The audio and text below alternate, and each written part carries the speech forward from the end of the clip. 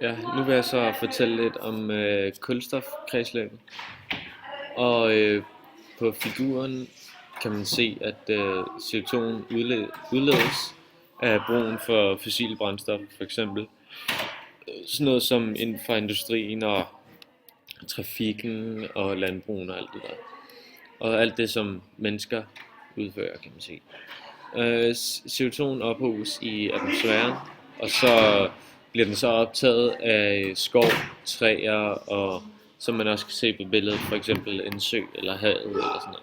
Bare vand.